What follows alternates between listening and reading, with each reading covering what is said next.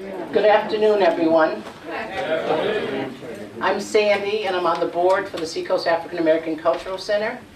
And on behalf of the Portsmouth Black Heritage Trail and the Seacoast African American Cultural Center, we'd like to welcome you for our tea talk entitled Men of the Cloth, Black Masculinity and Spirituality. We have Reverend Thompson as one of our panelists. There you go.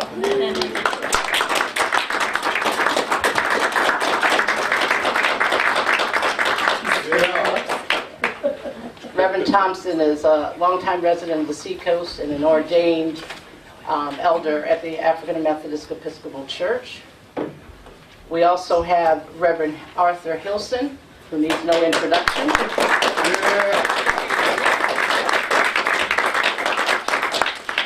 And also joining the panel will be Pastor William Humphreys. He's the pastor of St. Mark's United Methodist Church in Kittery, Maine. Thank you. There he is. I told you to be here. Amen. We work on Sunday morning. That's right. Well, thank you all. My name is Jerry Ann Bogus, and thank you all for coming.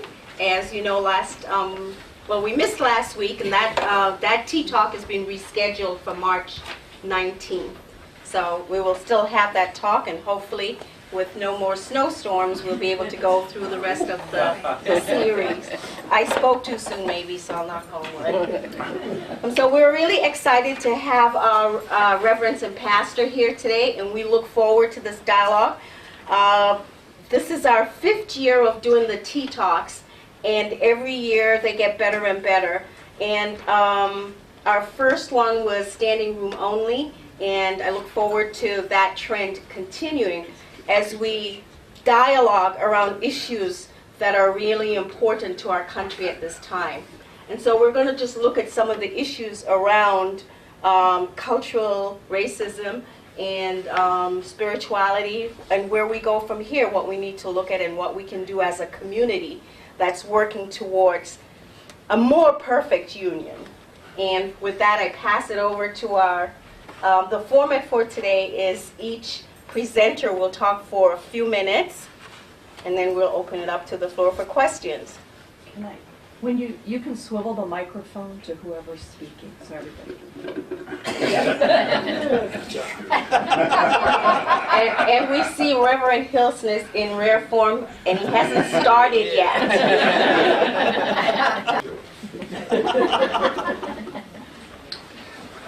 Sorry they called me first. I'm still trying to find out what this is all about. I called Reverend Thompson and said, Thompson, what do they want from us? What is it? He said, well, I don't know. I'll call and let you know. He didn't call back. When I look at this thing about black masculinity and spirituality, and this being what they call Black History Month, it reminds me that my forefathers, my grandfather, my great-grandfather, who was a slave, that they were born in a time that they were not men. They were boys. And you could be 60 years old and you'd be a boy. And so it was that emasculation that they took from black men their manhood. But Sunday morning, the slave or the sharecropper who was boy, on Sunday morning, he was a man. He was Deacon Jones. He was Elder Jones. He was known by his name and had responsibility. It has been in the black church that black men have found themselves as men and regaining their masculinity. When I say black church, understand that historically, because we could not worship in white churches, and I was looking this morning at the AME church, certainly the founder there in Philadelphia, that Bethel AME, that it was a one place, and the only place that black men could own was the shack that they worshiped in. the church. The one place that no one outside could control us. Because when we were attending the church of the Master, they preached the sermon that would keep us in our place. They would talk about the Bible saying that servants should be obedient to their master. Translation was, slave, obey the white master. They talked about in the Bible a curse of Ham, that black men were cursed. Therefore, know your place. You are less than, and God has created you and put the curse upon you. And we began to believe that. Interesting note, it was against the law to read. But when we began to read and learn to read, we learned to read from one book, the Bible. It's the only thing we had access to. And we began to find out that, hey, maybe this story they've been telling us is not true. We discovered in the Bible, John 8:32, it said, you shall know the truth, and the truth shall set you free. We also discovered in the Bible that it says that all men are equal, neither Jew nor Gentile, that all are equal and precious in God's sight. And so we began to love the church, and historically, whenever there's a movement toward freedom for black men, it came out of the black church. You hear of Nat Turner and others, black preachers, who believe that in the words of Moses, let my people go, that one day we would be free and be men. And even Dr. King picked up that whole thing. We called him the Black Moses of the 20th century, carrying on the tradition, because nobody wanted us to know the truth. And if you can keep people in the dark and prevent them from knowing the truth, and tell them when they are born and the children are born that you are a slave and you are less than anything else, you have no rights. Be grateful that the master will give you a shack to live in, give you corn to eat. Be blessed and know that we're taking care of you. And that was the thing that was taking away black man's masculinity. Because if you can emasculate him, then he feels weak and dare not stand and to claim his place in history. And so I'm glad to be a part of the black church. It has nurtured me. It has guided me. And I try to carry on the tradition of those who preceded me, to use the church and the pulpit as a place to offer some sense of comfort, some sense of assurance that you are somebody. And that one day, oh Lord, no, Sunday, that's not going to preach. Bring it on. It's all right. Let me back up. All right. But the church has been, and throughout history, whenever there's been a movement toward our freedom, it has been the church. King from the church. Abernathy from the church. Even Malcolm X on the other side. Church. That black leaders have come out of the church. And it is the church that's been the center of our community. And now let me say this to you, because we use the term black church. The black church is the only church for years that allowed anybody to come, blue, black, green, yellow. So white folk could come to the black church. The black folk couldn't go to the white church and be treated like men. And even today, I'll say this because there are still people in this town who think that New Hope is a black church.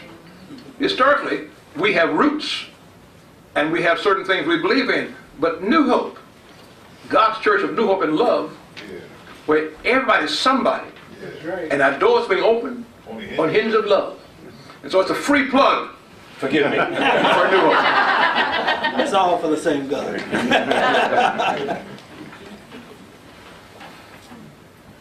Did I do my 5 minutes? I didn't start timing you earlier, but there's still time going here. Don't get me wound up. I think it's your turn. No, I defer to you, please. I am the junior member of No, you're this not trail. actually. Oh, yes. You just go right ahead. In terms of being in ministry, I am the junior. Then you I've should only have been started in first. ministry since, for some 10 years. And being black, I must say, everything that Reverend Hilson said is true. I'm a Southerner by birth. I grew up in the AMEZ church, an offshoot of Richard Allen's church in Philly, but the roots are the same. In the last couple of months, we who are part of the family at St. Mark's in Kittery have begun a movie night thing, and we introduced it with a movie about William Wilberforce. I don't know how many of you are familiar with what Wilberforce got into, but he was an English guy. And Wilberforce saw slavery from both sides. He was a friend of the author of that tune that we all know, Amazing Grace. A dear friend. And he carried that friendship throughout his life.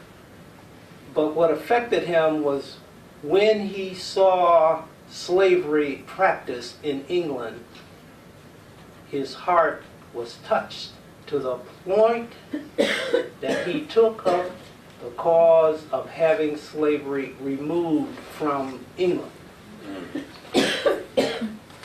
It was the first step. The first step. Wilberforce worked for some 25 years. I want you to hear that. 25 years to have slavery banned in all of England and all of the colonies that England controlled, and that was all except one. Yeah, you know it. The USA.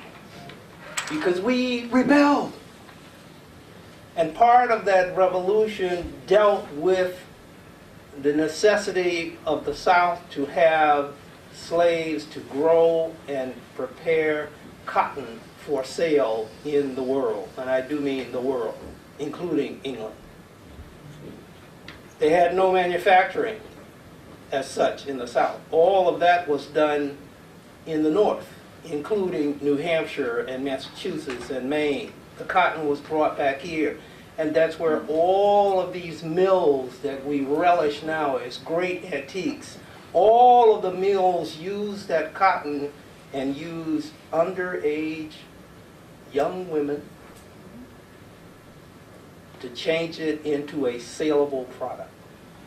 So you see, it's all geared around making things grow and making an economy take off. And when it did, slavery increased in this country.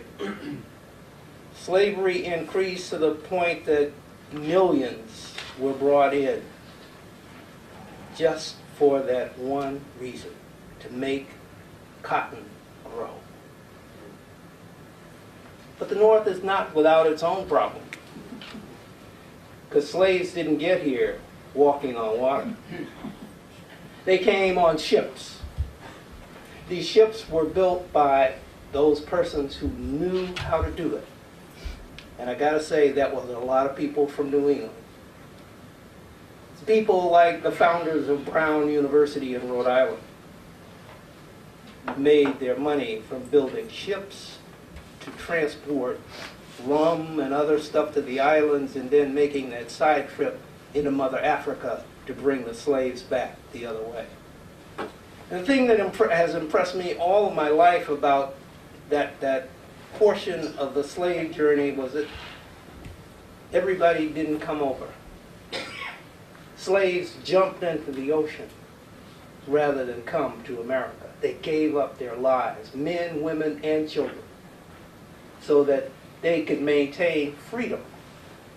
I don't know if they really understood what was happening, but they knew that the treatment that they were absorbing on the journey was not the treatment that a man or a woman or a child should have. And once they got here, it got worse. And the church in which I am a very proud and long member, the United Methodist Church, had a connection with that slavery. The church in the 1870s actually broke apart to be Methodist Episcopal North and South over the issue of slavery. it completely dissolved. And the issue that dissolved it was slavery. And I look at that and I think it cannot be worse, but I must tell you that it was worse because this was an acceptable action on both halves. The North said, okay, you can split, and the South said, we want to. And it was done. It was done, and for many years, they separated. And when they came back together, the South said to the North, if we're going to come together as a family of God, we want you to take all of the black churches and put them into one place, one little area. And it's not a geographic area, it's what we call a jurisdiction. And they were all put in that one area. Because if they had equally divided them among the other areas, it's highly likely that the South would have lost political power. Because there were tens of thousands of blacks going to churches in the South. We all don't, this is not, I didn't make it up. I was stunned when I found it.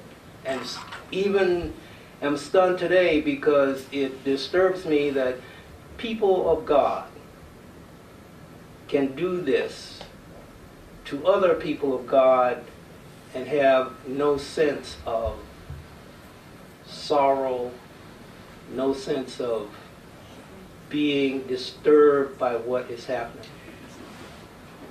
It's another way of emasculating men and women, but it didn't quite work.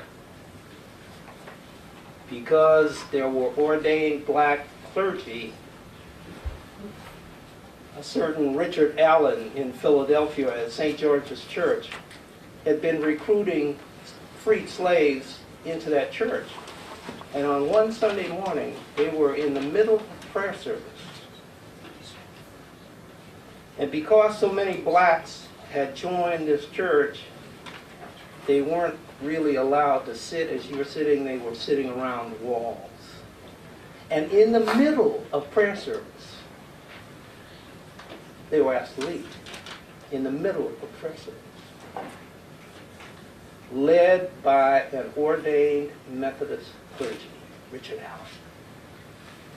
That has struck me forever. I'm not a bitter person, but it's just the circumstances of when we who say we're the most religious nation on earth live with that kind of untruth. It's disturbing. It's disturbing when we separate ourselves saying that we are one nation under God. And I sometimes ask myself, what God is that? Where is this God dwelling? Because it's not here. And that's the thought that I want us to see and hear today, because that's the kind of change that this nation needs to undergo. To go back and really talk about, for those who practice going to church regularly, I have to plug that. It's all right with me? That God is still here, still with us, but our take on that is that we can do it all better by ourselves. I don't believe that. I think God is a necessity, because through God, black people have managed to hold on to dignity, be inspired to move despite obstacles, and you saw the greatest nonviolent revolution in this nation when black people decided, we're not going to take up arms. We're going to become nonviolent. We want you to see what this action brings out from you. Thank you.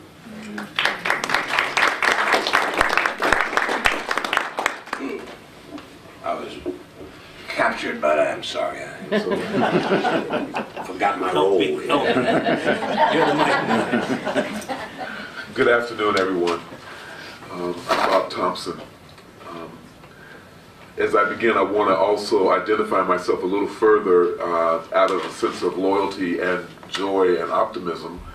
I currently am on the board of the Portsmouth Historical Society, and I was asked to serve on that board with the express purpose of shepherding and protecting and supporting the Portsmouth Black History Trail. And now there's a new organization that has been developed. I think you've been given some material about it, called the Black History Trail of New Hampshire. And the Portsmouth Black History Trail will be folding itself, it will be leaving its nest with the Portsmouth Historical Society and joining the larger vision of the New Hampshire, the Black History Trail of New Hampshire. And I've been asked to serve as the president of that board. So let me say once again, you have been given some information about that organization. And so please look at it and be alert. And if you were able to give to support that organization, please do so. The Tea Talks will be continuing under its supervision, and Jerry Ann Bogus, who introduced us, will continue as the executive director of that new organization.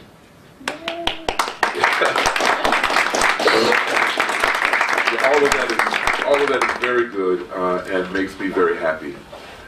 I thank my brothers who set me up with such wonderful memories.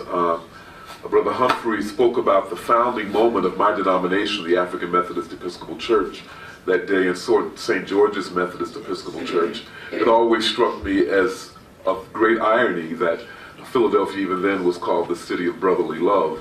And this most unbrotherly act happened, begun in stress and in negativity. They chose, so the history record says, the name African Methodist Episcopal, not thinking that it was exclusive, that is, excluding anyone, but just making sure that Africans in town knew they would be welcome. As if the question, would whites be welcome, was of course not ever questioned. No one asked that. But to know, and the experience of Africans in America was that you were not always welcome. So my denomination was named in a way to make sure that everyone knew that everyone was welcomed there.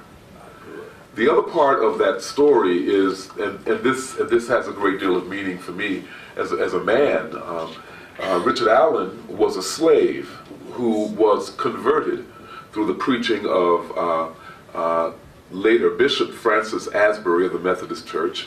He was a circuit rider. Many of the Westward Ho stories you hear about circuit riders, they were all Methodists. That was the Methodist way. Itinerant elders is what we are called in our tradition. And Richard Allen was converted and called to preached his master to repentance, who gave him permission to earn extra money after he had finished his chores. His trade was as a blacksmith. And so he earned money and saved enough to buy his freedom and that of his brother. And together they moved to Maryland, from Maryland to Philadelphia, and settled there and joined a growing community of Africans, as they referred to themselves, in the city of Philadelphia. This was a story that was told, I need to time myself. I don't know how many minutes I've spoken already, but my 5 minutes just started. Okay. That story was a part of my growing up. It was part of my identity, that I was part of an organization that had had its beginning in such ignominy and in such triumph, that it was because of both the blessing of God in converting and persuading Richard Allen and those who walked and moved with him, and in his own way taking responsibility for his own life and doing the extra work to earn money so that he could purchase his freedom and moving on. So early in my life, with this peerless example, it was just a given that you would always be active. It's part of the annals of the city of Philadelphia that in the 18th century there was a terrible influenza or some type of pestilence that assaulted the city that affected white residents, European descendants in America, and did not affect the African descendants nearly as much. Richard Allen and his wife Sarah Allen cared for the sick, buried the dead, and led Africans in the city to care in the same. And this is part of the history of the city of Philadelphia. So the notion of service, and that this being a masculine virtue, was part of my upbringing. Interestingly enough, Reverend Hilson spoke of the dignity that was bestowed on black men once they entered the church. There's a man named Sidney Lee.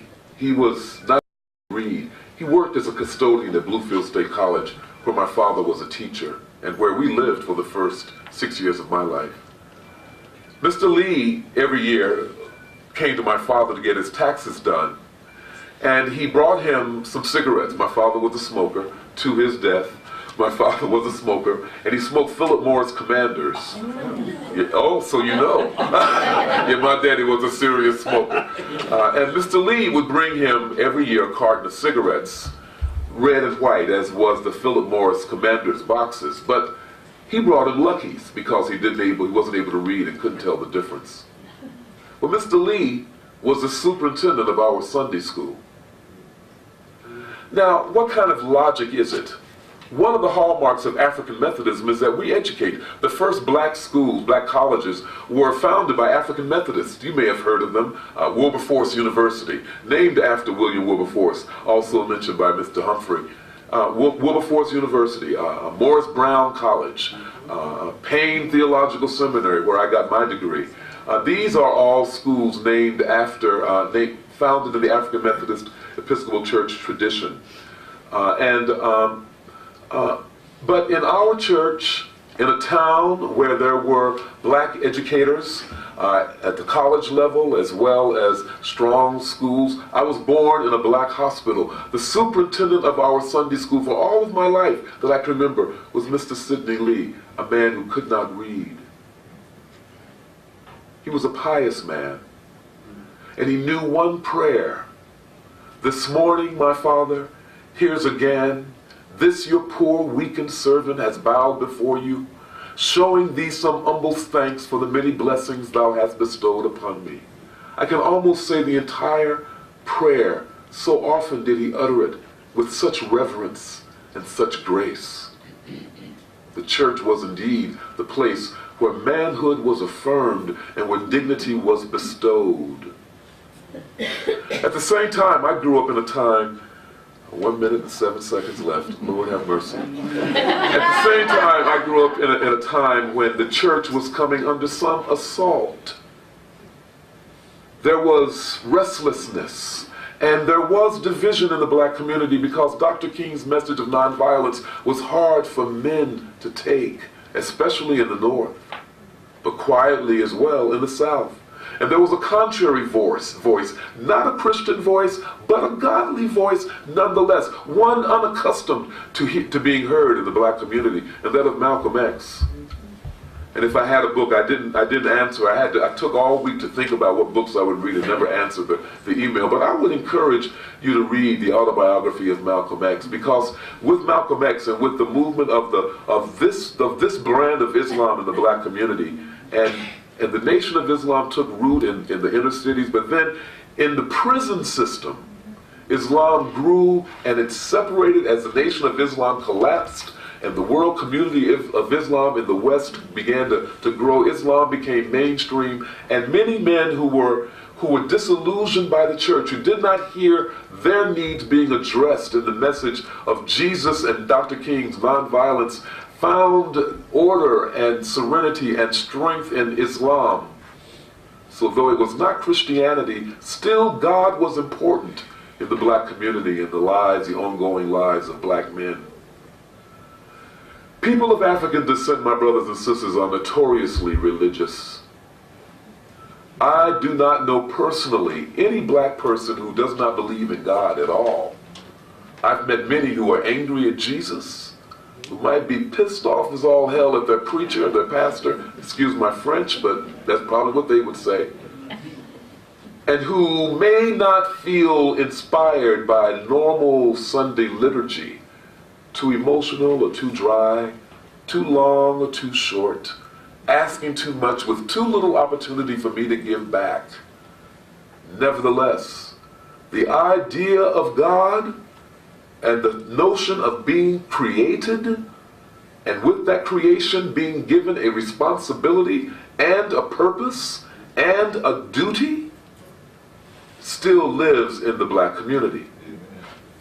If you read this book by Ta-Nehisi Coates, Between the World and Me, and how wonderful that his works have gotten such wide approval and exposure, it teaches us all how to say Ta-Nehisi, and to feel that it is not so strange. Ta-Nehisi Coates.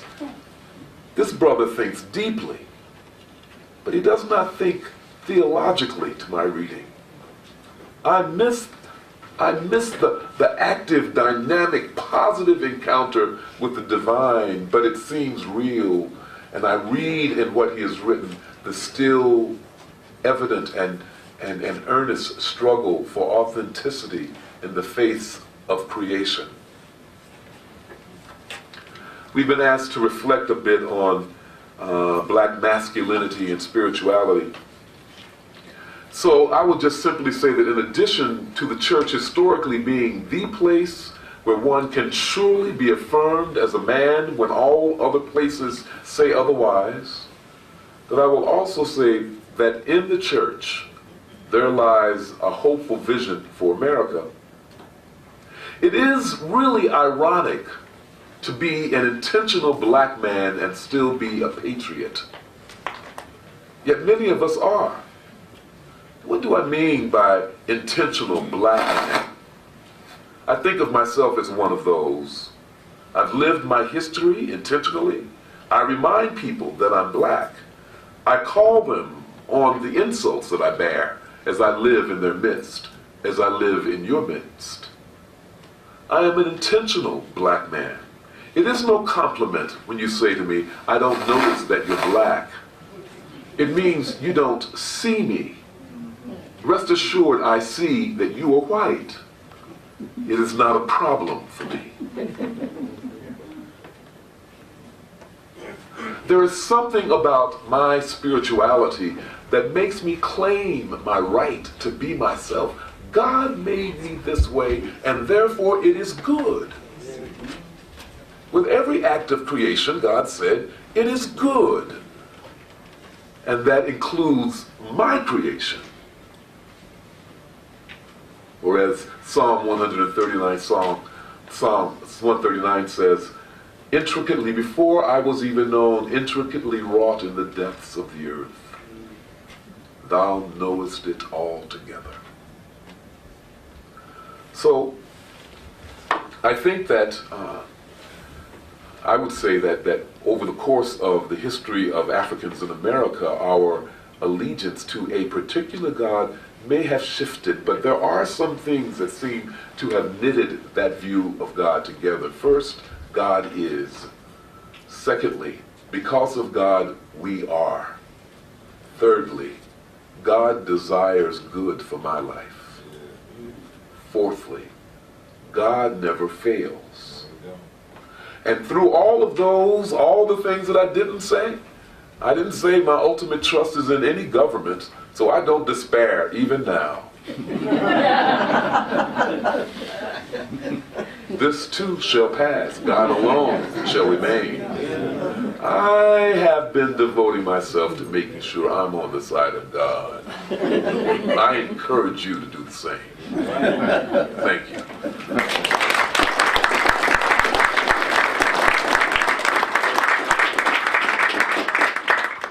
Well, thank you so much to our panels for opening us up. I think I'll ask a question first before I pass it on to our audience. We talked a little bit about the ritual of the church, and a lot has been written that ritual is missing in our culture now. So that's why we have our young men, especially our young black men, going to gangs, because they find that brotherhood and that ritual out, in that kind of community. Can you talk a little bit about the ritual of the church, its role in mentoring young men, and how we can encourage that kind of look for what they could find outside of the church, what they're doing now inside of spirituality. Well, first of all, we've got to get him in the church. Amen. You can't mentor who's not there. And part of that is there's a falling away from the church. And that young people are finding things in the world that will attract their attention. But the church has always tried to be, I think, a place that would mentor young men. The Methodists, the Youth Fellowship, Methodist Youth Fellowship, and most churches have those kinds of things. But again, there is, and I sense there is, a great falling away from the institutionalized or organized church.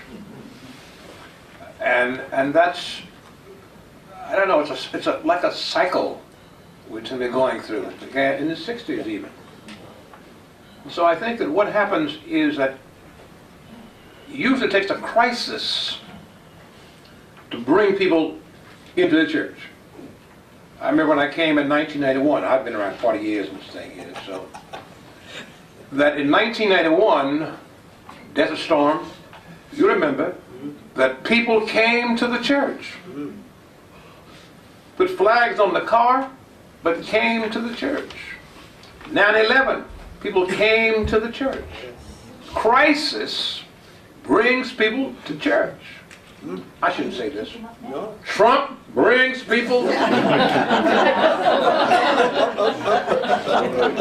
right. Sorry. I'm sorry. That wasn't a T either, was it? But I think that, again, that all churches are set up for that. Let me say this, it's strange. Most churches, women make up most churches. And that if women stop coming to church, most churches close the door. It's not just youth, young men, but men who are not in church. But anyway, what are you doing for young men? Speak to them, Okay. Well, sovereign one. I don't think that the church is separate from other institutions in our society, and that is that I think all of us struggle with how do we speak to young people these days. How do we speak with a distinctive voice that will be heard out of the cacophony that assaults their ears and eyes on a daily basis. And it's not easy, it's a challenge. I will say that I have seen that anything that happens transformatively seems to require some type of one-on-one relationship. And that seems to be in any system. Whenever I'm hearing anything positive about a program that's working, it always involves mentoring. So that we struggle with it. I think it's the responsibility of we priests to try to keep things exciting enough that they can come. I find just great comfort in all kinds of worship. I've never been to any worship service of any type that I didn't enjoy. So I recognize I'm not normal. But I think, there are varieties of gifts. Not all of us are gifted at creating systems or rituals that, varieties of gifts. So I think that the gift of creating welcoming and joyous liturgy is another gift. Some of us have it. But I think that we must not give up. I have a son. I agonize. I've said I wish I was as good a father as I was a pastor. I felt like I'd do a better job with other people's kids than with my own. Maybe I'm not the only one who feels that way. I'm asking for some help here. Y'all can give me an amen if you agree. Hey, thank you. But you have to keep on. You have to keep trying. And it gives me some comfort to remember that the church is not this isolate, just trying to fight a battle that only we are trying to fight. Many of us see the struggles of our young, and so we're not alone in this, no matter where our setting is. But the one observation I have made is that where I see a lot of men involved in church, it's because there are a lot of opportunities for them to take positions of responsibility and leadership. And I think that the most clever pastors have been those who have understood this and found opportunities for men to exercise leadership and to take responsibility and to work in that type of, men seem to need to have authority, either to be responsive to it in an intentional way or to exercise it in an intentional way. And that perhaps is something that all the women will understand that men need, but a lot of men seem to be kind of clueless about that need. I could use an amen now. Okay, thank you. Question? Yeah, actually three, because you just created a third. First, is modern technology, the internet, any part of your approach? And then would also music, and possibly along with the music, dance. And then I want to warn you, you better be very careful, because there are a lot of women who are leaders. Well, forgive me if in any way I sounded sexist. How about this? Like racism for white folks, sexism is an inevitability for most men. That's our problem. There you go, that's our problem. So I will, forgive me, women, if I have offended or implied that I did not understand that women were leaders. I'm married to a strong woman, and it would be just a lie to me and probably dangerous for me to fail to remember that. And I was born of a strong woman and actually grew up seeing a woman in the pulpit every Sunday. So and I've had a woman boss. And actually, she was the best boss I ever had. So, Amen. So I certainly meant not to. I certainly meant no slight. The internet. I am active on Facebook, and I do a lot of pastoral care through Facebook, as well as maybe kind of general mentoring and throwing out of ideas. I have a personal thing with Twitter. It feels very undignified for a base to say I tweeted. So, if it had been called Bellow or Boom or something, I would have done it. But I don't wish to tweet. I don't want to tweet. Tweet. No, it doesn't work. So Isn't that a bird? that's my thing. So, but that's it for me. There was a third question that you asked. What, internet? music and dance. Oh, yes, music and dance. Yes, I just was at worship this morning, and the dance ministry was splendid, and the music ministry was transformative, as it is every Sunday. It's one of the reasons I go to church. Actually, when I go to church, I go to sing, and it's wonderful to be in a church where everybody else is singing, so they'll turn around and look and see who's singing so loud. And so I had that opportunity today. And you have a great bass. It's loud. You raised some interesting issues there. Music, liturgy. What happens is in the church, many churches are so set in their liturgy, and they sing these wonderful songs, Amazing Grace, again, the old fellowship. But young people may not get as excited about Amazing Grace, Near the Cross, Jesus my friend, because they're raised in a culture with videos and iPhones and plugged into music. And so one of the things that's been divisive in the church is that when I've seen many pastors who try to change and bring in lively music, and old Christians would leave. Some churches say, okay, we'll do a service early in the morning, and we'll do this type, and then regular folk come here. What is it that will draw them?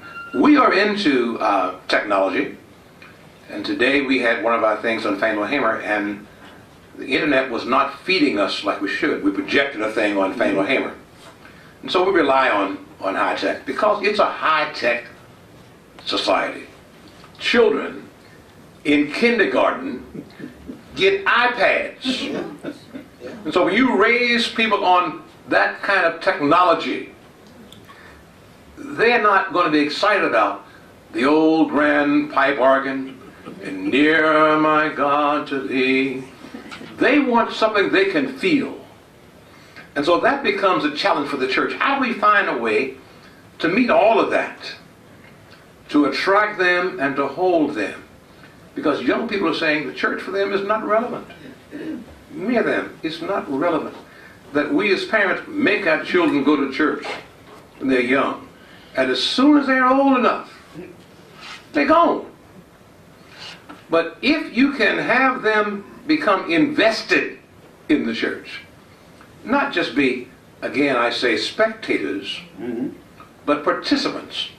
Let young people find something in the church they can do, be a part of, and be in charge of. Let them have that responsibility. Now you're training them. And with dance, music, ministry is wonderful. You know, by the way, we danced years ago, before your time, you weren't around. We did a thing called ring shout. Ring show. Ring shout. We take a, this is, oh yeah, this is, I'll be 81 years old, so y'all. You take a broom, just beating the floor. Keep rhythm. And folks danced to the glory of God. If you look at the religions in Cuba and other places when people are into rhythm and dancing and drums and music. When I came here 26 years ago, I brought drums in and I had deacons who moved on this church. I had drums and I wanted, the Bible says in Psalm 150, praise Him, cymbal, the drums, and I believe you need to have some joyful music in the house of God. Amen. And they moved. Said, oh, I got drums, they're loud.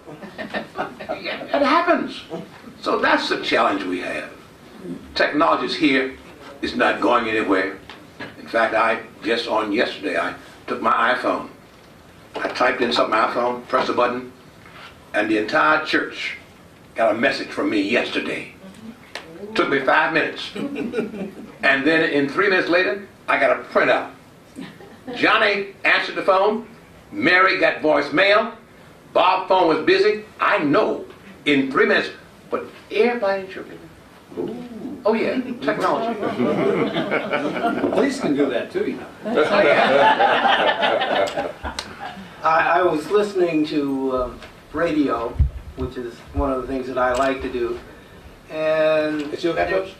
oh yeah, and they're even better. And the commentator was asking this young musician why he played music, and he made the comment that with music he finds joy because he doesn't believe he's ever going to find happiness. That's a heavy comment. Yo. That's right to the heart, I think, for me, for the first time, of the importance of joy for our young people. I think it's all about joy, the joy of the opiate. Not the happiness, the joy. The joy of the iPhone.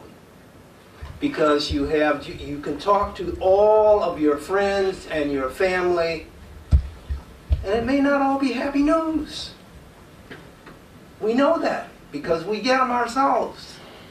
But there is joy, and joy seems to be it's superseding happiness, which puts us upside down if we're going to be people of God, because God is our happiness.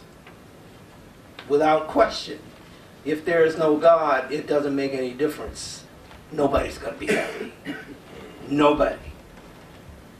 But making joy in the church is, it's a tough stretch. It's a tough stretch. There's so many different kinds. I remember when I was young, and there was disco. Yeah. Huh? There ain't no more disco. Praise the Lord. Huh? Oh, no.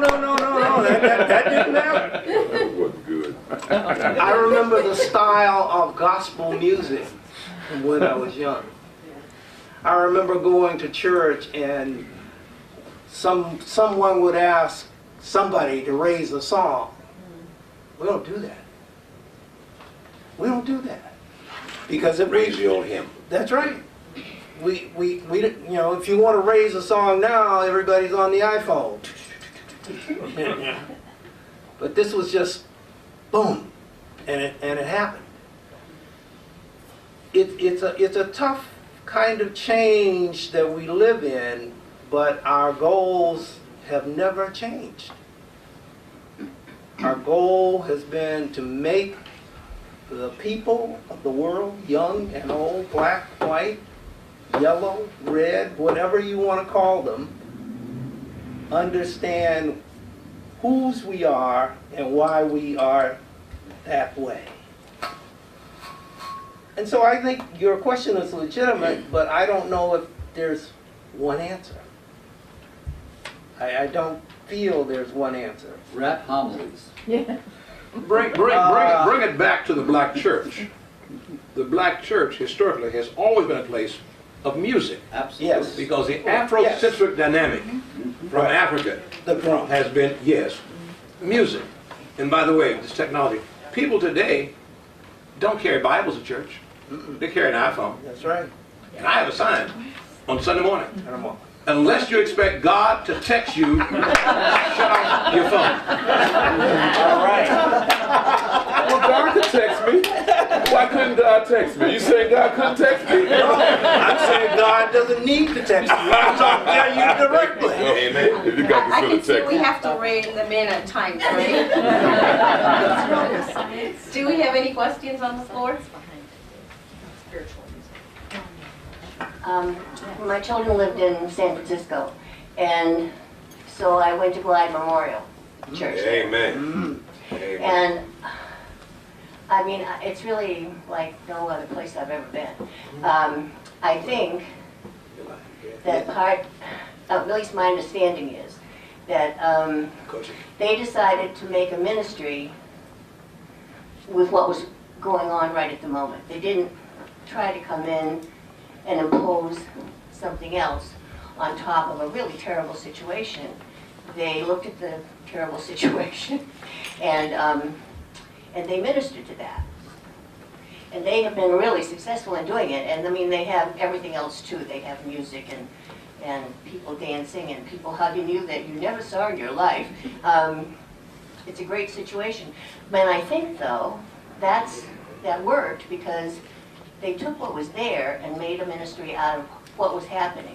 And so I guess my question is, how do you make a ministry out of what's happening where you are? Because you can't replicate Glide Memorial in other places. You kind of have to look at where you are and figure out how to do ministry there. And that's not always so easy, I don't think. So how do you do that? We must not forget that Christ is the center of the church. And that Jesus is as relevant today as he was 2,000 years ago. I'll give you an example. This morning, like I talked about, for such a time as this, the words of Esther, when the Jews were going to be destroyed, according to Haman. And I tied it into Fannie Lou Hamer, a black sharecropper, who stood up for what she thought was right for such a time as this. As Esther said, if I perish, I perish. Fannie said, if I die, I'll die for the fight of civil rights. And so I think all churches today, in some way, are relevant because we are in a society that has external forces. I could not allow the whole thing around the election not to be addressed in some way because my people are feeling that.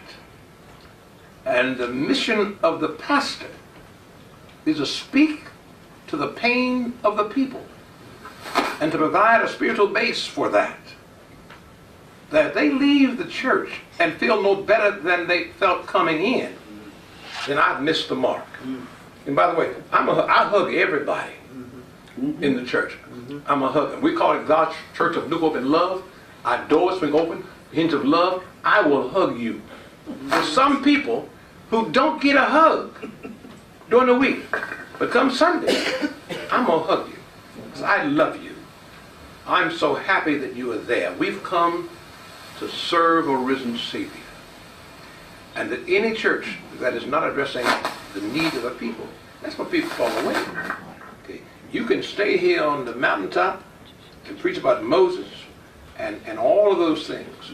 And if you don't address what's hurting your people, then you've missed the mark. Because we're called to speak to the issue of the day. 2 Chronicles 7:14. If my people who are called by my name will humble them, let me stop. Go, son, go. I think the answer to your question was in your question. You do have to focus and look at what's there. And so you're right.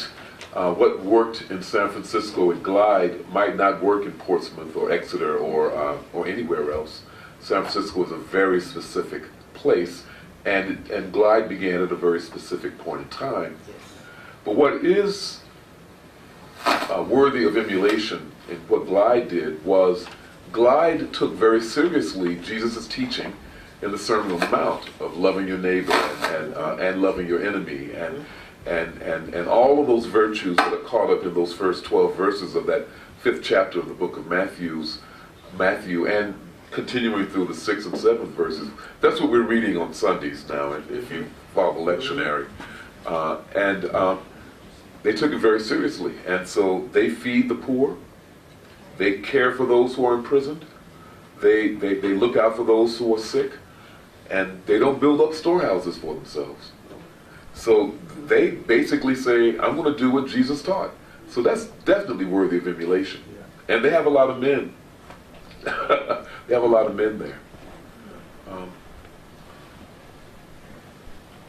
I don't know, Jerry, do you see anyone else? Yes, right here, sorry. Okay. Could that person stand? Yeah, so I'm confusing myself now because I think you just answered my question, but I have another one along the same lines. The current president is talking about rescinding the Johnson Law, which would allow preachers to speak from the pulpit about politics and not lose their standing as a nonprofit organization. He might not mean that for Unitarian Universalist churches, but he might mean it for other kinds of churches that preach his message. I don't know.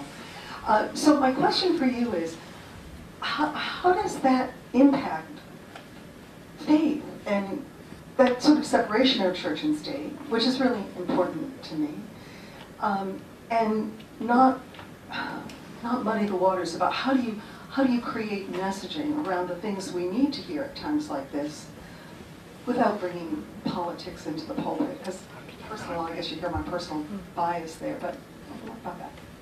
Well, I have not heard anyone critique the inauguration in light of the inherent symbols in those who were asked to pray and who were not asked to pray. So I feel my politics are not those of our current president, but I am a Christian, and there were many Christian voices that were part of that inauguration ceremony.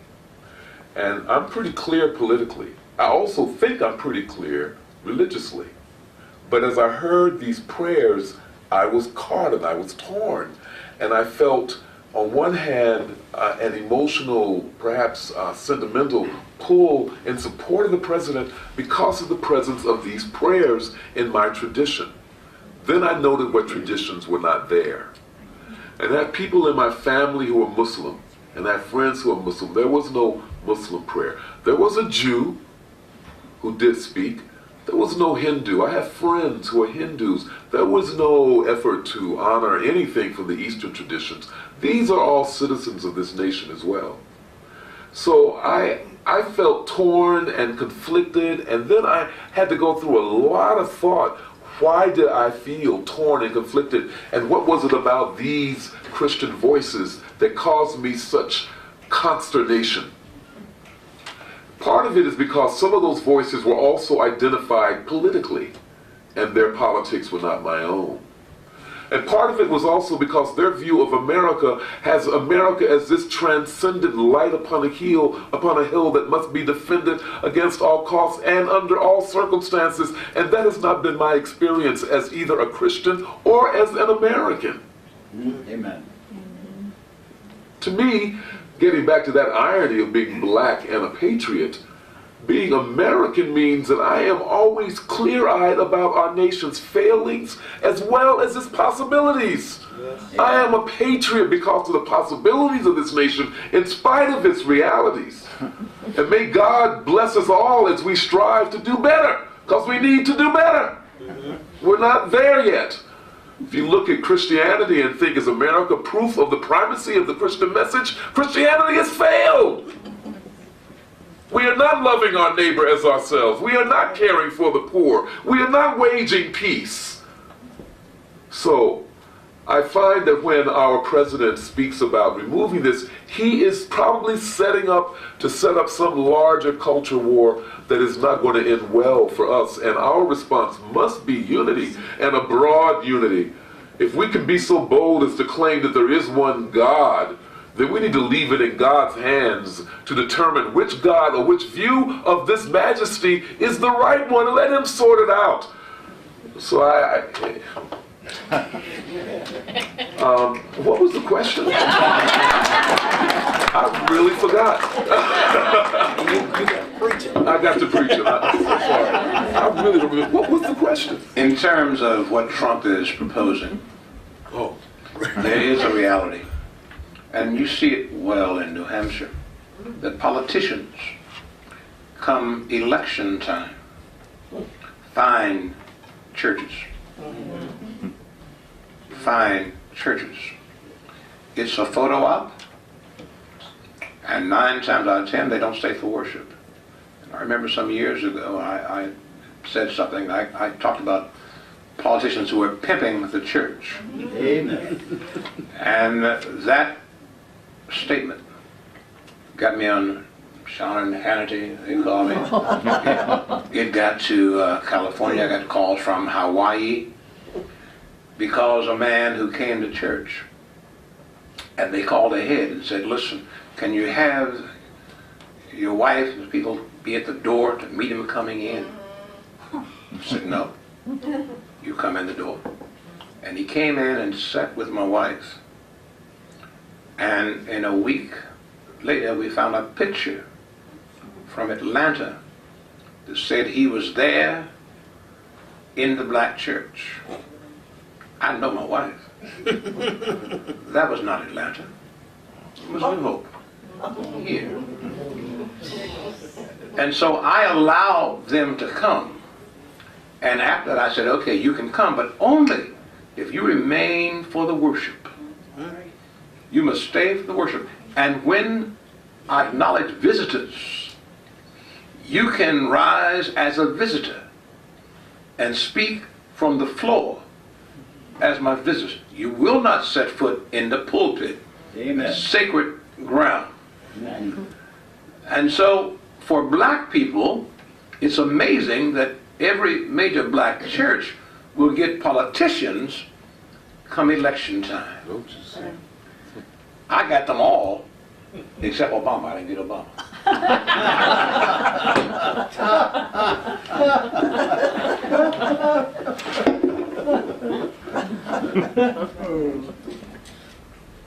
I go back to the Bible,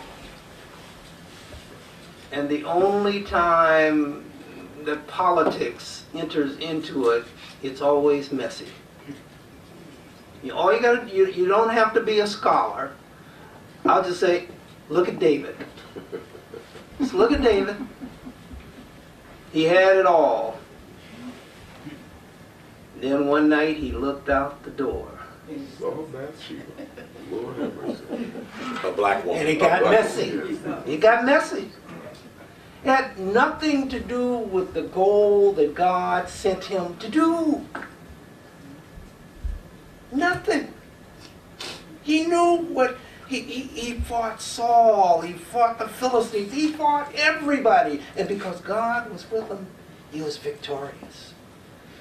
But there's that little thing, that little seed of sin. And the opportunity was there, and he caused the man to be killed. But he wasn't called to preach. He was not called to preach, but he was called to lead. Again, you know, Don't mix those preachers with No, David. I'm not mixing them. He was God's choice to rule. And we can mess that up. Doing politics in church takes us away from what God says. I mean, we talked about it. Feed the poor, clothe the naked. Give water to those who are thirsty. Visit those who are in jail. And if there's one place we need to visit, it's the jails. Every city, every state. We have people in jail who need somebody to visit them. I mean, the church has enough to stay busy for a long time, but when we put that on the floor and say, okay, who wants to go visit, I'll just use Maine, who wants to go to Alfred? And everybody knows what's in Alfred. And what's not. And what's not. And you don't see any hands leaving the tabletop. Who wants to go to Concord? Who wants to go to the county jail in Stratford County? Heal those who are sick. You know, we try to place the blame on whomever, but it comes down to ourselves being responsive to the roles that God has already said we need to fulfill. You know, we worry about whether or not somebody has the right this and the right that. God says, no. Where's the heart? Where's the heart? To be specific, the church should not endorse a candidate. Yes, period. The pastor has no right standing in God's place That's right. endorsing a candidate. Amen. This morning my word was, Daniel Hamer said, vote. And I said today, too many people died for the right to vote. Amen. Yes. Vote your conscience. That's it. Because in that pew, they're independents, they're Democrats, they're Republicans, they're whatever. And that's what the danger is. Because a man in the White House now has received a blessing from a so-called evangelical wing of the church. And that can be dangerous. Because with that, it says if I've got them, I don't need Hindus, Muslims, I need nothing else. Because here's my base. That's the danger of that.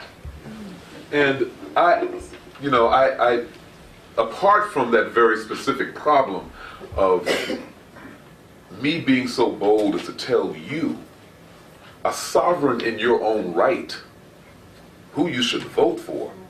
I mean, such an outrageous thing. Who am I to tell you what to do? Really, in any way. If you give that to me, that authority to me, then that's on you. But I've got no right. Certainly not because of my priesthood. My priesthood demands otherwise, and I respect you fully as being able to make your own decision. You have as much right, I am as much sovereign as you. I choose to give my sovereignty to God, but you may not have chosen that. That's between you and God. I've got no right. Apart from that, why do I need the government to tell me to do anything politically?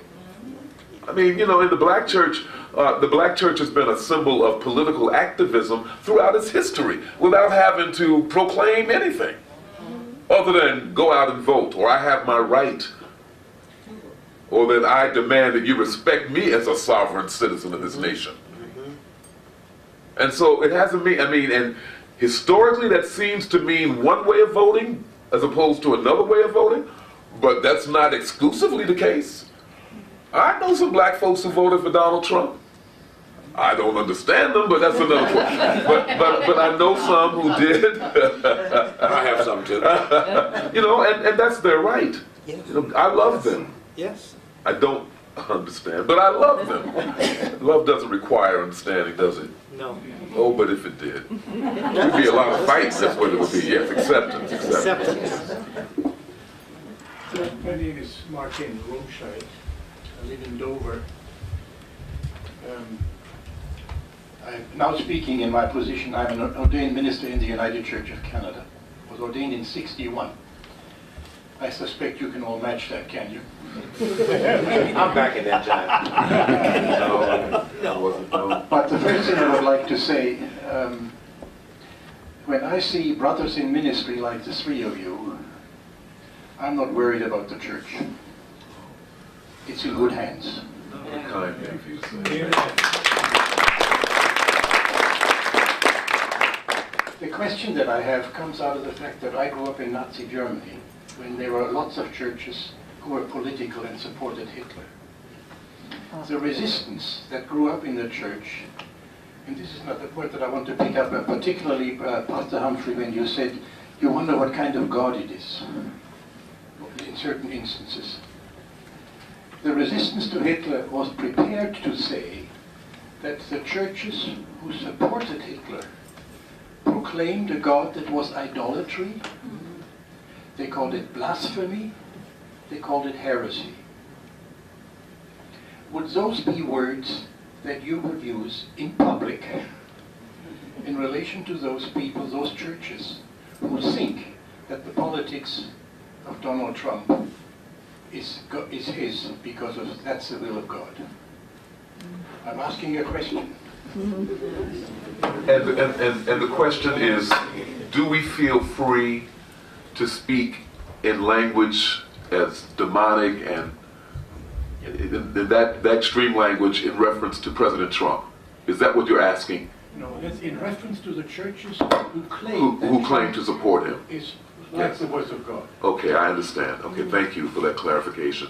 I just have a short answer, and that is no. Don't have any difficulty proclaiming that. I will say that what is more effective is to simply ask, what would Jesus do? And to remind them of the core message of Jesus' teaching. He said to love, he said don't judge, he said take care of those who are weaker than you. He said you can do nothing greater than this to lay down your life for me. And I would just say that. I think that we've been going through a season of a very popular heresy right now called the prosperity gospel. I actually think it's so hand in hand with the larger demonic or spiritual struggle that's going on in the nation as we struggle between the dignity of human beings and the primacy and the need and the sucking reality of materialism, in which all of us are participants. Amen. We're all guilty in this sense of giving, of sacrificing our humanity at the altar of the material. Now, I'm trying to figure this one out. I tell you, it's a thought I even caution myself not to go there because I haven't finished thinking it through. But I found myself speaking on it. So that's it. It's longer than I intended. Let me pass it on. There's a reality. And here's what I think we need to say. Whoever stands in the pulpit, priest, prophet, poet, rabbi, man, human, and everyone who proclaims to be called of God is not called of God. There are many who call themselves, proclaim themselves. And you can go online and order an ordination paper and become Reverend Diddlywat. But that's the danger. And I think that if you fail to look at the scripture tells in 2 Timothy 2:15, it says, study to show thyself approved, rightly dividing the word of truth. And verse 16 says, but shun profane and idle babbling, for it lead to more ungodliness. If you don't study, then you find yourself under the direction of Jim Jones, Koresh, and others, where a man of God says, I've been anointed and I have a message from God, and 900 people drink and lie down and die. People who buy new jeans and sneakers and get on a bunk and lay because hell bop is coming. False prophets. And if you feel that you're under the leadership of a false prophet, then absent yourself from that. If you stay under false leadership, you led down the road to ruination. You see, listen, somebody said, I got a good intention. The road to hell is paved with good intentions. All right? And so that's a dilemma. A charismatic preacher, dynamic and charismatic, and he can sway the people and they love him. It's not him you should love. Amen. It's a God. And I've said that sometimes God must be confused because we dress God in our own clothing. When we go to war, we take on the enemy side a chaplain for God. On the other side, a chaplain for God. They're praying on each side. And what's God saying? Well, I'm not sure. Which am I? We dress him and use him for our own purposes when we need him. Don't get into all that though. But yeah, the church has a right to encourage folk to vote, to follow their conscience, and do what they believe is right. That's the hard part of it. I just want to go back to that question of the churches dealing with people who are obviously creating havoc, causing pain and suffering, as the Nazis did within their own country to people who were living there peacefully and were very productive. And I can only say that God had no role in that. God did not make the guns and the bullets. God did not set up the death camps. But there were churches that stood and said no. There were pastors and parishioners who went to the chambers, went to the death camps, and paid the price. Bonhoeffer. He wasn't the only one. Oh, I know. He was not the only one. Our boy Dietrich. Was not the only one.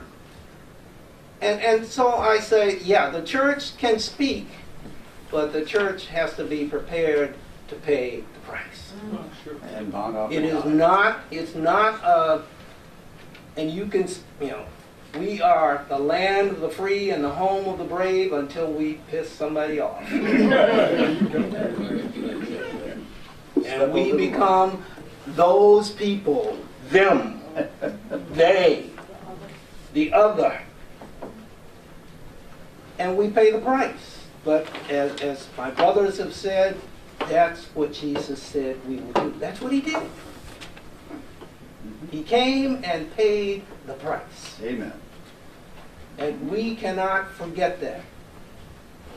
So if a church is going to do that, the church must be ready, as some of those unbelievable evangelists are. They said, drink the purple Kool-Aid and it'll be all right. I think you're going to see for the first time this afternoon, perhaps, a theological difference. I grew up in Methodist Church. And that's all right. And I would say to you that we can't leave God out. And I would say that God allowed it because we have free will. God allowed it. I said this morning, I gave a word of thought to my people. Of faith that has not been tested is not a faith to be trusted. Amen. A faith that has not been tested is not a faith to be trusted. And so God, people said, when 9/11, where was God when the planes hit the towers? God is everywhere where God has always been. Yes. But men commit offenses, Yes. and you shall reap what you sow. And so I draw the line there. My side of theology is that, of course, God does. He doesn't stop. He allows. But he gives us that will. And when we break divine law, there is a price to pay. We are not God. Amen. God is God, Alone. and still in control. I think you hit on a theological difference. Well, it's okay. And it is okay. All black folk don't agree. And you got it. But we love each other as much as we love all of you. And I think that's a key thing. I'm here today because I've recently read 2 books that have opened some new thoughts to me. Mercy by Byron Stevenson, who talks about our penal system, particularly as it has affected vulnerable black men and children, teenagers, and also Hidden Figures. Not only did I read the book, but I saw the movie. Hollywood did a great job of that book, as well as The Lovings versus Virginia. This all happened to me within the last 4 or 5 months. On top of that, I see the issues of our young black males and the problems with the police around the country. And many of these children are in single parent families. And I hear you talk about go to the prisons. Yes, that's one thing we can do. I just wonder what it is we're all called to do in order to look at the inner city. They're not coming to the church, we have to go to them. And where do we encourage their masculinity and their sense of self-esteem?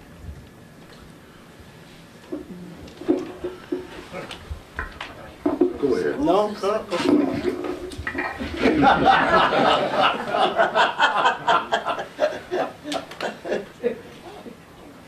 I wish there were a simple answer. I wish someone could write a book and say, this is it. But it's not going to be that way. It has not been that way since people of color have come to this country bound by certain other rules, deprived of life, liberty, and the pursuit of happiness. All of that is reflected in what we're experiencing now, except there seems to be this play that's developed that, oh no, everybody had equal opportunity and equal access. And that's false. That's false. I think each one of us can cite to you examples within our own lives of times of no access, a little access, and then some access. And so for us to expect the issues of today to be solved within 5 or 10 years is unrealistic. You know, God is patient. Because if God wasn't patient, we wouldn't be here. All God has to do is hurl some 50-pound stone with enough speed and we are done. Over. You know, God doesn't need anything exotic. It's all here. And God can start again. God says, I created you in my image. And I expect you to do my work. And we won't accept that. We won't accept that. We don't want to mess up the systems that we have because for some reason we think they're perfect. We think they are as good as they can get, and we don't see. We don't see. We can blot out. I mean, I grew up in a little town segregated in the deep south of Alabama. And there was a little fence about this high, and on one side was all white, and on the other side was all black. We didn't go to the same schools. We couldn't go to the swimming pool. We went to segregated movie theaters. One night, a friend of mine was walking home from the movie, and he got assaulted by a white kid. And I don't know how the police found out, but they arrested the kid, and the kid was the kid that I had played with right across that fence. You know, and I'm going, wow, I know how, what happened? It's not like this person didn't know, wasn't acquainted with, something else happened. And it's the systemic use of power and the economy to keep something ugly going on, as the Nazis did in Germany. Once you get power, power corrupts. And I'm not going to say it corrupts. And you know, it's gonna take a while for that to change. And it's still up to each one of us to do what we can with what God has given us. And that means we have to be willing to change our lives in order to change somebody else's. Good question here. Let me get back to that one piece there. Prison. I have grave concerns about that. Yeah. Understand this, that many states have turned to privatizing prisons. Now get this. If you privatize a prison, corporation owns the prison. Yes. Corporations are for profit. Yes. In order to make money, somebody's got to fill themselves. Yeah. Ferguson, for example, among others, had targeted black folk, finding them, charging them. There's a thing called the Innocence Project. Last year, we looked at the prisons, and 87% of the incarcerated were of color. That they found 376 men on death row that were innocent, and they freed them. The prison is a business, and somebody's got to occupy the cells. And when a system, and we spell justice like this, J-U-S-T, U-S, just us, that we fill the prisons, and black men, young black men in inner cities that have no job, who have no education, who find a way to survive, wind up in the system.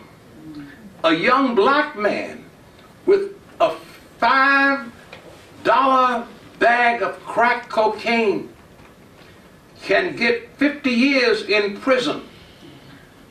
A white businessman with a bucket of heroin and cocaine can go to a retreat for 6 months. There is not justice for all of us, and that has to be looked at and addressed, and the church has a role in that, because these are our young people who are doing the time, and we stand by and say nothing. we stand by and say nothing. And that's a horror. So that's a real issue you raised there. And I'm troubled by that. And when somebody comes up running, Nixon ran on law and order. Yes, he took some crime off the street and put it in the White House. When I hear them say law and order, and now the man who's in the Oval Office says law and order, I want to get more police. What we've done, we've taken military equipment, tanks and other things, and given those things to police departments. They've got them. They got to use them. And where are they used? When the car says protect and serve, where are you protecting and who you're serving? That in the suburb, they're there to protect and serve. In a city, they're there to enforce. Enforce. That's the irony of where we are in America today. I know you're waiting now, preacher. I got another sermon. I got another one. I got something I got to say. You got your phone there. I was about to. I'm looking for a source, but okay, I don't have to have that source. You know, I've lived in this part of God's earth for this is my 31st year, and for most of that, most of that time, I've had occasion to give testimony about my experience of being a black man in New Hampshire. For instance, I live in the only town where I've been called a nigger on the street. Yeah, it usually shocks you. Your response is the response that I often get, and I also sometimes tell this story. A young man, I worked at a school, and he, in the first 4 days of he was a black man young black man from Nashville. In the first 4 days of his time in Exeter, he was racially assaulted 4 times. In the first 4 days. The last time, a car ran on a sidewalk. This was when I tried to hit him. And another student saw this and said, why don't you speak, who's your advisor? He said, it was me. Why don't you tell Rev about this? And he said, well, I didn't. And when he came to me, I said, well, why didn't you tell me about these other incidents? He said, I figured I was going to school in New Hampshire, this is what I get. Yes. When I would tell people about the way that I conduct myself in the presence of police officers, I would get skepticism. Not quite disbelief, because they're polite and they didn't think I would lie to them when I would say I try to pitch my voice a little higher and and sit down a little lower in my seat and smile a lot and say yes sir, and this is what I have been taught to do, and I taught my son to do this when he was 12. He and all of his other friends, every black kid in Exeter has been in our home. They've all heard it from me, because some of them don't have black fathers. And this is a matter of survival. So that now, it is no longer greeted with such skepticism because of the reality of video phones and the fact that there is evidence that black males are treated in a different way. It seems inarguable. And with that, the most disconcerting understanding of American justice for my European American brothers and sisters oftentimes, that justice is not delivered fairly. We don't do that here. So this is a painful reality for a lot of European Americans. I understand this. It means that this system that is often touted as being the most fair in the world, our country is the best. We have evidence that we fall far short of it. Not news to black Americans. And aside, I couldn't really understand why people would say that President Obama has made racial situations worse. Only thing I could see is that it seems now that white folks are a little clearer about the way things are. There's been no news, no worsening from the part of black folks. Things haven't gotten worse for us. If anything, it's just that it's more known. Yeah, so that's an aside. I do think that the next phase is not mine to lead. I think it's yours. I think white folks have to talk to themselves. I kind of, it feels a little odd to say that, but I've been talking for 31 years, and it wasn't until some folks saw it with their own eyes that the words I've been using had any effect. So words can only take it so far. I think white folks have to reflect on some concepts such as white nationalism and white privilege. Just reflect on it. I imagine, and I imagined this, which is why I was not surprised when President Trump won. I imagined being a worker in middle America, a white man, a middle-class man, being told he has privilege and all he knows is hard work from morning to dawn, morning to sunset, sun up to sundown, trying hard, looking at the same statistics and wondering, can my children go to college and what their world is going to be like? What's the privilege in it for me? I can imagine that man being very alienated by the notion of white privilege because he's not aware. But I suspect that if we are attentive to each other's stories, and if we can do the work, and I just don't know where to send you to find ways to prompt this reflection outside of having some quality time with someone who is black, and there just don't seem to be enough of us to go around in New Hampshire. And that's because in New Hampshire, less than 1% of the population. 1/2, 1%. 1/2 of 1% is black in New Hampshire. So you know, you're not going to move. We're scarce. But you're seeing this stuff and you're still learning. I think you got to go to your peers and talk about it and understand what it means for you. Because I can't tell you what you need to do. This is something you have got to figure out. And you have got to figure it out. Yeah. Could I ask one question? If you've heard of black on black crime, raise your hand. Black on black crime. I'm sorry, wait a minute. How many have heard of white on white crime?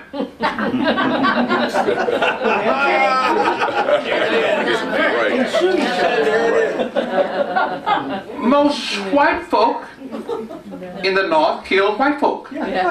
Black folk kill black folk. But in the South, white folk kill black folk. But we hear black on black crime. It's running rampant. So it's white on white crime.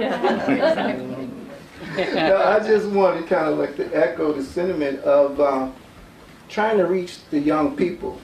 And apparently and stuff, an invitation to them is not working and stuff. Based upon the composition of this audience, not very well. As well as when we invite them into the church or the house of worship, it's not working. We have to kind of like develop, I think, different avenues of outreach where we can go to the young people and then not to preach to them, but to demonstrate example to them in mentorship in some kind of capacity, to try to get some educational information, some supplemental educational information into our systems that address young people. And we have to do this on a very collaborative basis because, there's not going to be a one-pronged approach, to solving this problem. We have to do it all collectively. And it's going to be a long, tedious process. We need to bear in for the long term. And one of the reverends up there said that, faith will be tested. And it's not immediately and stuff, rewarded and stuff, to the extent that we like to see it. But, in the long run and stuff, God's will be done. And so we just need to have this mindset that we can do something as individuals. We can go and see if we can volunteer some services into school. Since I've been here, I'm a transplant from Chicago. I've been in this area for 2 years full-time, 3 years a little bit part-time. And since I've been here, I've been asking, well, where do young people congregate? Where are they? So, we can get into an environment and stuff, where we can kind of like, just talk with them and stuff, and show them that, look, I know it's a new day.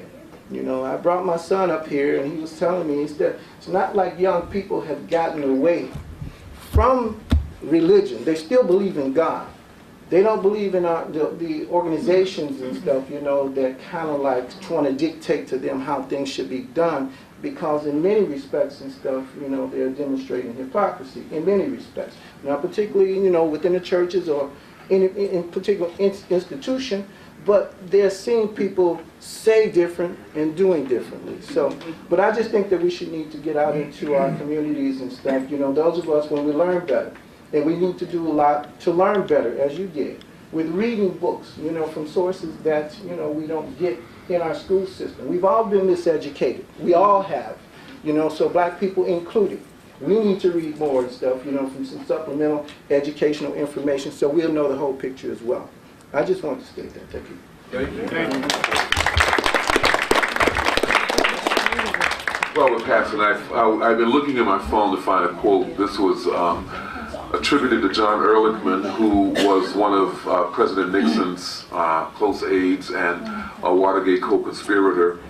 He was asked in 1994 by a man doing a research on the drug war about it, and Ehrlichman said, "You know what this was really all about?" He asked with the bluntness of a man who, after public disgrace and a stretch in federal prison, had little left to protect.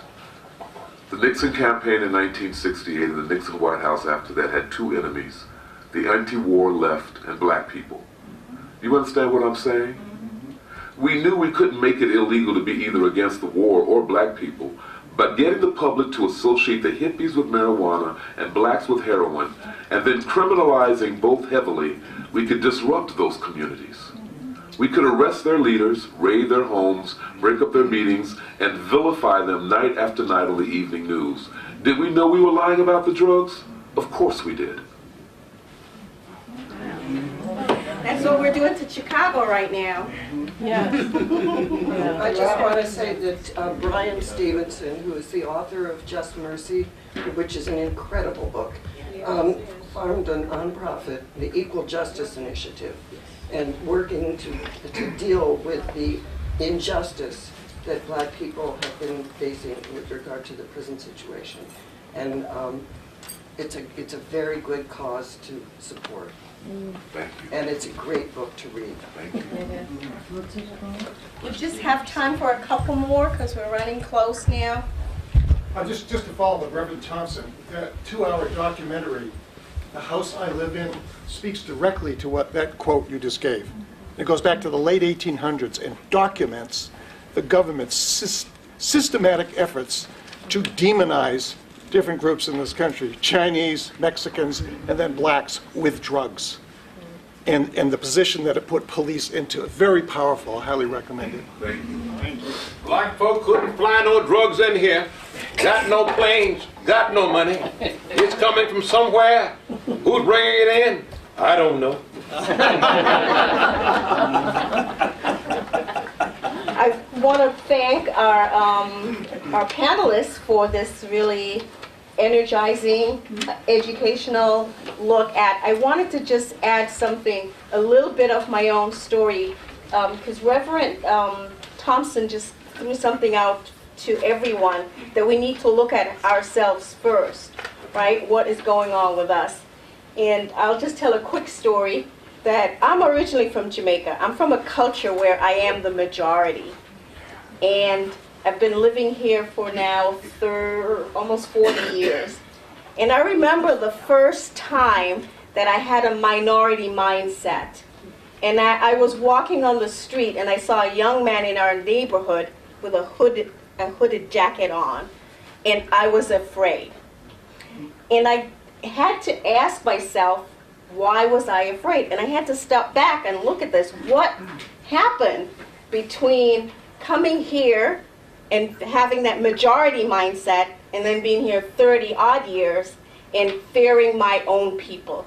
And it took the self-reflection to really notice what was going on, how we get messages, what message we get, how often we get them, and who tells us what our young men are supposed to be doing. And again, when I had sons, then I really knew what racial profiling was when they became teenagers driving. So we thank you for attending. We have a few announcements to make. And I do want to read the words of a poem just for you to think about. It's from Narayana Waheed, and it's really short. She said, There has been so many times I have seen a man wanting to weep, but instead beat his heart until it was unconscious. Masculinity.